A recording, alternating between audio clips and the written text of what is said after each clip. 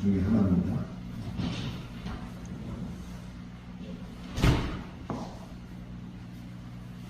특히 17절 같은 경우는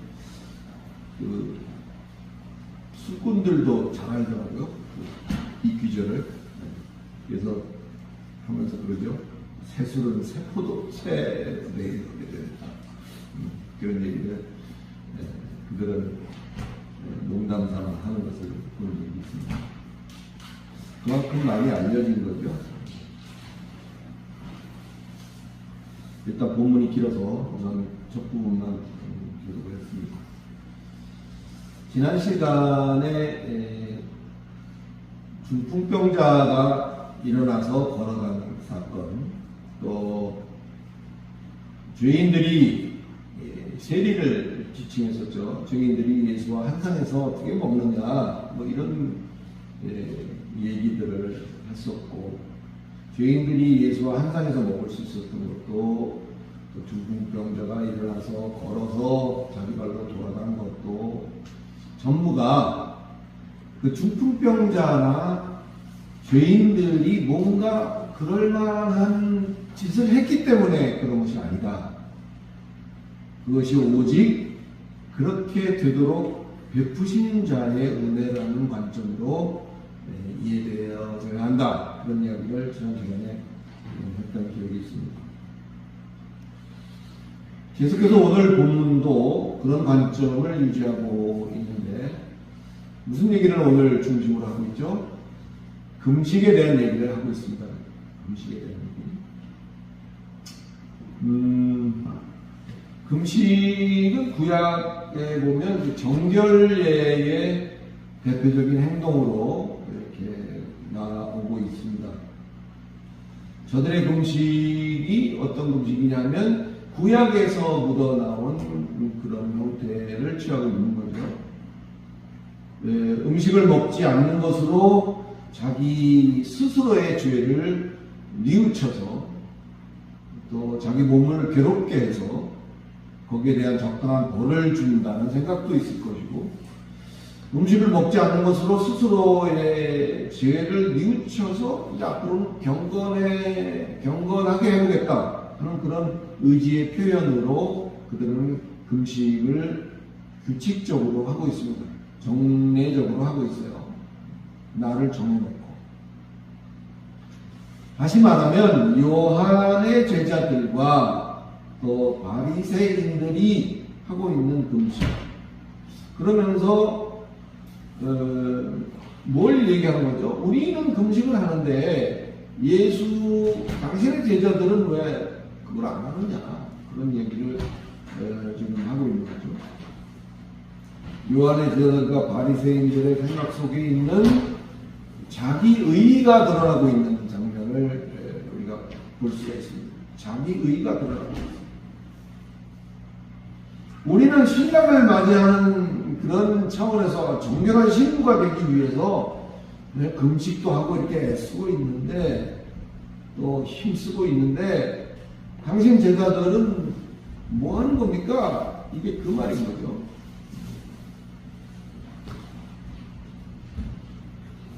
거기에 대한 예수의 답변은 한결같습니다.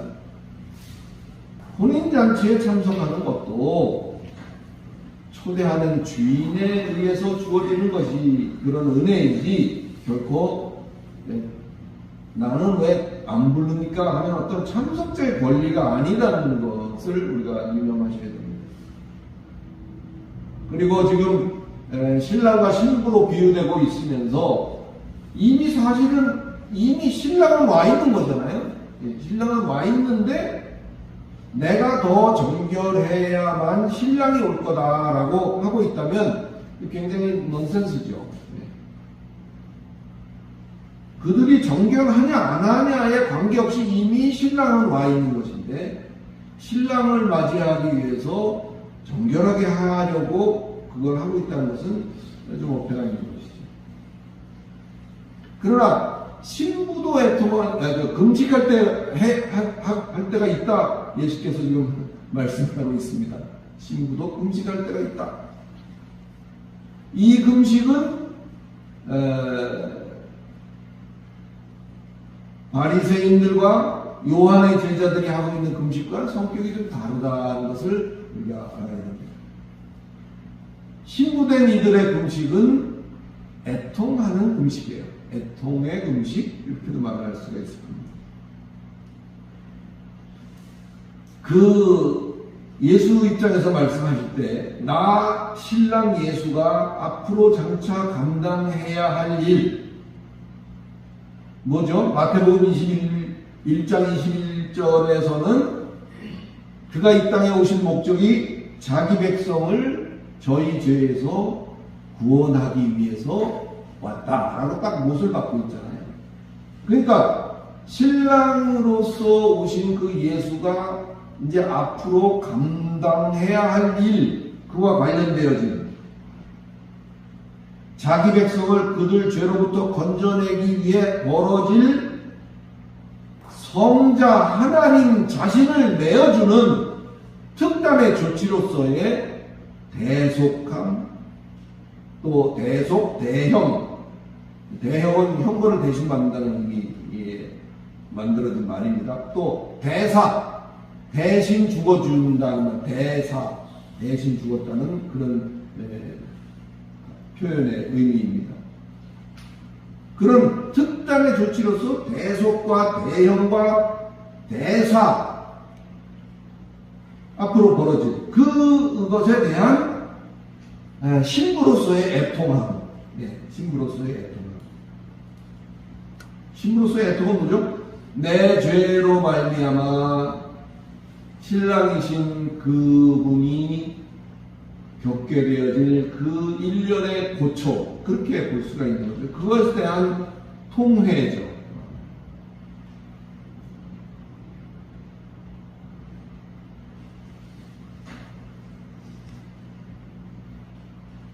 바리새인들이나 또 요한의 제자들처럼 스스로 몸을 괴롭혀 뭔가 정결을 하겠다는 결의를 다지는 것과는 좀 다른 의미가 된 것입니다. 우리는 신랑 예수의 신부잖아요. 비유로서 그렇게 말하는 것도 있습니다. 우리가 신부로 새롭게 된 것은 하나님의 은혜입니다. 우리가 뭘 어떻게 했기 때문에 신부된 게 아니에요. 새롭게 된 자는 새로운 가치관으로 살아야 하는 것입니다. 그래서 그 뒤에 이어지는 게 생배와 새 포도주를 담는 부대에 대한 얘기를 하고 있는 거예요. 새로워진 사람으로서 새로운 가치관으로 살아야 된다. 이스라엘에 배가 있을까요? 없을까요? 이게 이제 우리나라 말로 번역을 하는 데서 상당히 우리에게 잘 이해가 될 수 있도록 번역한, 저는 좋은 번역 중에 하나라고 생각합니다만, 원래 이스라엘은 배가 없어요. 우리나라 삼배 이런 게 거기 있지 않습니다. 거기는 양을 키우고 양모에서 털을 뽑아서 그 양모로 실을 만들어서 목화로 실을 만들듯이 양털로 실을 만들어서 그것으로 직조를 해서 옷감을 짜는 경우는 있어도 이런 배는 없어요. 생배라는 말을 이렇게 찾아보니까 이 양털을 가지런히 빗으로, 그 양털을 고르는 빗이 있어요. 우리 머리를 빗는 빗이 있듯이 양털을 이렇게 빗는 빗이 있습니다. 그걸로 가지런히 이렇게 해놓은 그 조각, 그것을 우리말로는 생배 이렇게 표현을 한 거예요. 그러니까 쓰지 않고 곱게 이렇게 해놓은 것은 보통 그 옷을 오래 입으면 이렇게 늘어집니다. 그 옷은 특징이 늘어져서 이렇게 보기도 싫고 이렇게 축 늘어져 있는 그런 형태인데, 그 늘어져 있는 그 옷에다가 지금 빳빳한 새 조각을 갖다 붙이는 그런 표현을 여기서 지금 우리 생배로 비유를 하고 있는 거죠. 뭐 중요한 얘기는 아니지만 참고하시라고 이 얘기를 했습니다. 우리가 생배가 되고 나서도 또 우리가 새 부대가 되고 나서도 그저 옛것에 우리가 머물고 있다면 그것은 이것도 저것도 아닌 그런 모양새가 되는 거죠. 신부된 우리는 새롭게 예수의 은혜로 말미암아 신부가 되어진 것이고 그 새롭게 된 우리는 새로운 가치관으로 살아야 되는 것이다. 따라서 생배처럼 다뤄야 되고 새 포도주 부대처럼 새롭게 다뤄져야 된다. 이렇게 이해하시면 좋을 것 같습니다. 사랑하는 성도 여러분, 이러한 은혜는 선물입니다. 값없이 주어졌다. 우리가 그런 표현에 익숙하잖아요. 값없이 주어진 거예요. 우리에게 뭔가 그것에 대한 대가를 요구하지 않아요. 너가 새롭게 되었고 너가 그로 말미암아 나 신랑 예수의 신부가 되었으니 너는 뭘 어떻게 해다오? 라는 그런 요구사항이 없는 거예요. 그냥 무상으로 제공된 거다. 그런 거죠. 스스로 의로워지고 스스로 정결하여서 획득할 수 있는 것들이 아니라는 사실을 철저히 인식하고 우리가 살아가는 데 있어서 신부로서 쓸데없는 것에 공들이지 말고 주어진 바에 감사하면서 구태, 옛생각, 옛습관 그것들을 벗어버리고 이제 새롭게 된 자로서의 삶을 사는 복된 저와 여러분이 되시기를 예수 그리스도 이름으로 축원합니다. 그 뒤에 이제 이어지는 본문이 이제 18절로부터 마지막 절까지인데 18절로부터 먼저 26절까지 한번 읽어볼까요? 누가 한번 읽어주시면 좋겠네요. 9장 18절로부터 26절까지 한번 읽어주세요.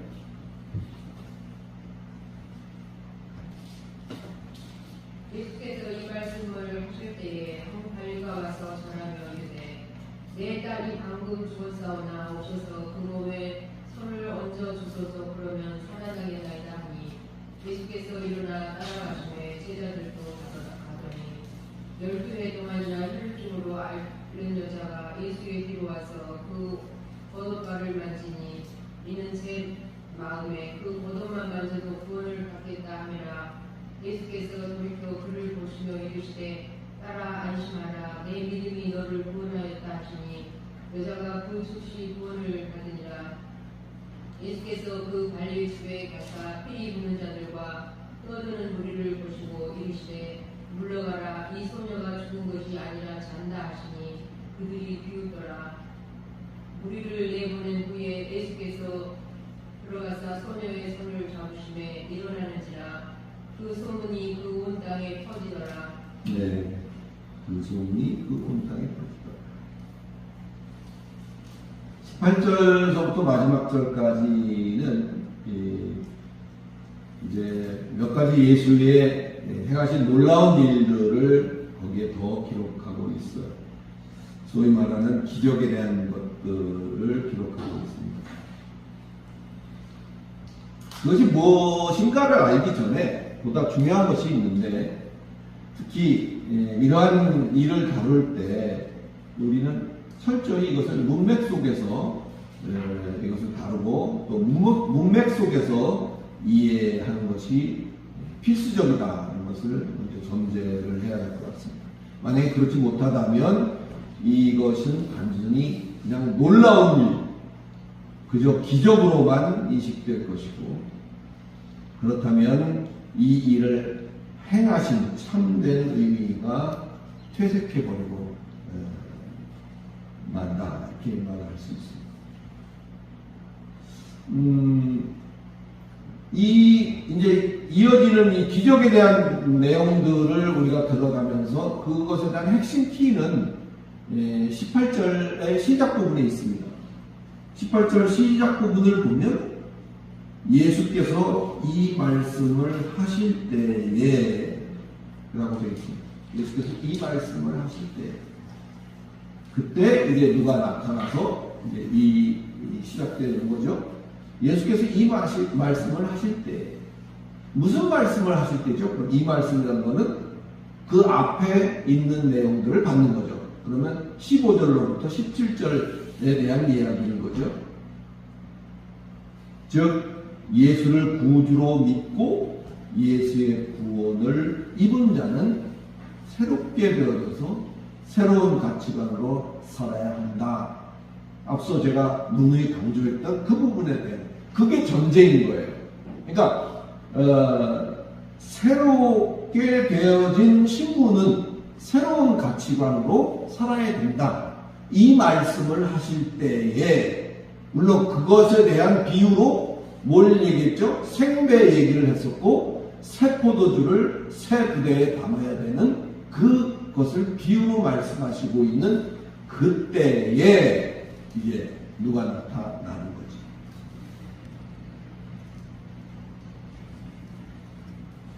그래서 그 전제하에 이 부분이 우리가 만지고 다루고 이해해야 되는 상황인데 오늘 뭐 아직 읽진 않았습니다만 30절에는 아예 그 행하신 일들을 그 일에 대해서 입단속을 시키고 있는 장면이 나와요. 그 눈들이 밝아진지라 예수께서 엄히 경고하시되 뭐라고요? 삼가 아무에게도 알리지 말라 이렇게 입단속을 시키시고 있는 거예요. 사람들은 대부분 뭔 일을 좀 하고 나면 이렇게 쉬쉬하기보다는 좀 알려지기를 원하잖아요. 그죠? 뭔가 좀 드러나기를 원하는데 반대로 예수는 그 입단속을 하고 있는 것이 거기 나오죠. 회당장의 딸을 살리고 혈류병 여인을 고치시고 소경과 벙어리를 고치신 이 일이 자칫 그것을 통해 가르치시려는 것보다 기적 그 자체가 부각되는 것을 염려한 조치였다는 사실을 우리가 먼저 이해를 해야 할 것입니다. 그렇게까지 했음에도 불구하고 어떤 일이 생겼죠? 33절을 볼까요? 귀신이 쫓겨나고 말 못하는 사람이 많아거늘 우리가 놀랍게 여겨이르되 이스라엘 가운데서 이런 일을 본 적이 없다. 34절에 바리새인들은 이르되 그가 귀신의 왕을 의지하여 귀신을 쫓아낸다. 이렇게 하고 있는 것을 볼 수가 있죠. 33절 속에 무리들의 인식 속에는 여전히 이 일이 참 신기한 일이고 기이한 일이고 기적으로만 보이는 것이고 34절 같은 바리새인들에게는 시기 어린 그 예수를 그저 한낱 귀신의 왕 정도로만 여겨지는 좀 업신 여기는 것 같은 그런 인식 하에 있게 되는 것이죠. 여러분 예수를 어떠한 존재로 인식할 것입니까? 과연 여러분의 모든 것을 해결해주는 맞는 키에 불과한 것일까요? 그냥 마패같이 딱 꺼내들면 모든 것이 다 거기에 맞춰서 그런 존재인 것일까요? 우리는 예수를 어떻게 인식하고 있는가? 굉장히 중요한 문제이긴 합니다. 부디 스스로 깊은 이런 것들에 대한 숙고하심이 있기를 간절히 바랍니다. 사랑하는 성도 여러분, 오늘의 기적에 속하는 이런 일련의 사건들 속에는 공통점이 있습니다. 새로운 법칙이 있다. 그게 뭘까요? 뭐 여러 가지로 표현할 수 있겠습니다만 저는 그것을 믿음의 법칙이라고 이름을 부르고 싶습니다. 지금 예수께서 그 이후에 보여주신 일련의 그 기적의 기록들을 통해서 우리가 공통적으로 볼 수 있는 것은 새로운 법칙, 믿음의 법칙이죠. 이 믿음의 법칙이라는 말을 굳이 제가 쓴 이유는 행함의 법칙이 아니라는 의미입니다. 행함으로 되어진 법칙이 아니에요. 그저 믿음의 법칙인 거예요.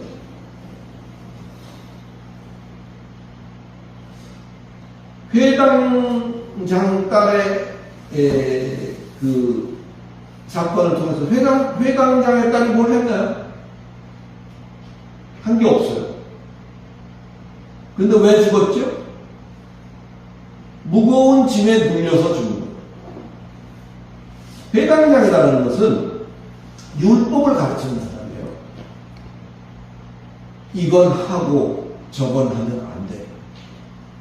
누가 지금 찾아옵니다. 이런 일이 있는데 이건 어떻게 해야 돼요? 하면 됩니까? 안 됩니까? 이런 것을 할 때, 그거는 율법에 의해서 볼 때 하면 안 된다. 이것은 해야 된다. 이런 것들을 가르치는 사람이 회당자예요. 그런데 이건 하고 저건 하면 안 되라고만 했지 해결해 주지는 못하는 거예요. 그러니까 지키려고 애를 쓰고 경건하려고 길을 쓰는 만큼 점점 더 무거운 짐이 그 어깨를 누르게 되는 것이고 그 무게로 인해서 결국은 죽게 되었다.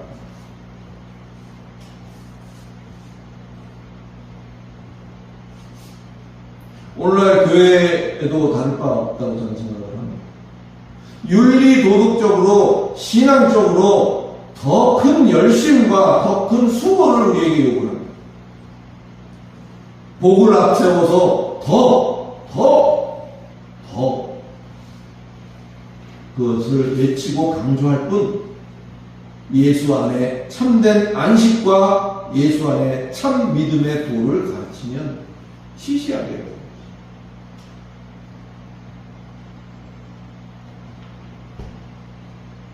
이 24절에 보니까, 이 24절은 이제 그 소녀에 대한,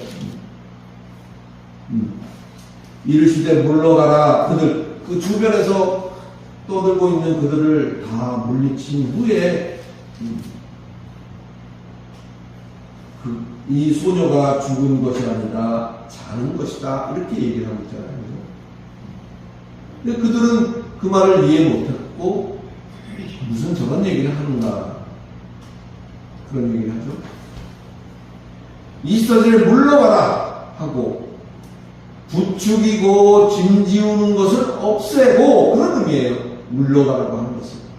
그 옆에서 죽어있는 그 옆에서 떠들고 뭐 이랬대 저랬대 있잖아요. 말 많은 그것들. 25절에 그 수고로운 소녀의 손을 예수가 잡으니 이제 그녀가 일어난다. 소녀의 수고가 예수의 수고가 될 때 살아납니다. 할렐루야. 사랑하는 여러분, 우리의 믿음이라는 것은 신념과 우리는 혼동하지 말아요. 믿음이란 무엇인가? 라고 여러분께 묻는다면 우리의 얼굴 생김이 다르듯이 그만한 정의들이 각각의 정의들이 있을 거예요. 자신이 내릴 수 있는 집사님 믿음이 무엇입니까? 한다면 최선을 다해서 거기에 대한 정의를 내려보려고 애쓰겠죠. 답은 없어요. 믿음이란 한번 들어보실래요? 믿음이란 철저하게 예수 그리스도 안에 둥지를 트는 일, 그것이 믿음이다. 그렇게도 한번 말해보고 싶어요. 예수 안에 둥지를 트는 게 믿음이에요. 그것은 우리가 하나님께 속한 자라는 중요한 증표가 되는 것입니다. 결국 오늘 이제 우리가 다루고 다음 시간에 한 번 더 자세하게 조목조목 좀 해보겠습니다만, 결국 오늘 예수의 이러한 베푸신 기적들은 예수를 구주로 믿고 예수의 구원을 입어 새롭게 된 새로운 가치관, 곧 믿음의 법칙으로 사는 자들의 전유물이라는 사실을 밝히 인식할 수 있기를 예수 그리스도의 이름으로 축원합니다. 옛 가치관으로 행함의 법칙대로 사는 자들에게는 해당사항이 없으며, 이런 부분을 놓친다면, 간과한다면 엉뚱한 소리를 하게 됩니다. 왜? 기이한 일로만 여겨지니까.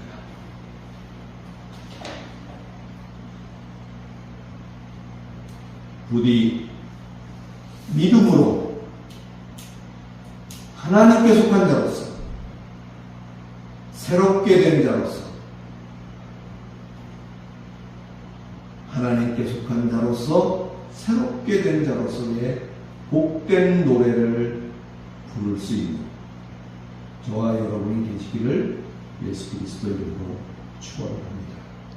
기도하겠습니다. 거룩하신 하나님, 오늘 감사합니다. 오늘은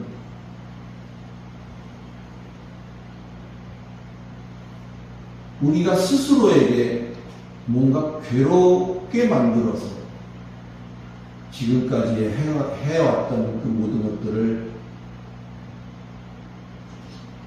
정리하고 새롭게 되려고 하는 금식의 의미와는 좀 다른, 앞으로 신랑 예수의 신부된 자로서 신랑 예수가 앞으로 장차 우리를 위한 우리의 대속사를 감당하기 위해 짊어져야 될 그런 고초들을 보면서 안타까워하는 애통의 신부들이 될 수 있도록 하나님 우리를 주장해 주시고, 더더욱 한 걸음 더 나가서 그것이 우리의 어떤 공로로 인한 것이 아니라 그 예수의 은혜로 우리가 새롭게 되었다는 사실이 우리에게 용기가 되게 하시고, 그 새롭게 된 자로서 새로운 법칙에, 새로운 가치관에 맞는 그런 삶을 살아갈 수 있도록 하나님께서 우리를 주장해 주시고, 거기에 합당한 믿음이 예수 안에 둥지를 트는 것이라는 사실을 우리가 다시 새롭게 인식하고, 세상살이 어렵고 힘겨움에만 초점을 맞추지 말고 우리의 영원한 생명, 그 생명이 가능하도록 우리에게 다가오셨던 그 하나님의 행적을 바라보며 오늘 내가 그와 같지 못함을 애통해 할 수 있는 참으로 귀한 금식의 사람이 될 수 있도록 하나님께서 인도해 주시옵소서. 예수 그리스도 이름으로 기도드리옵나이다.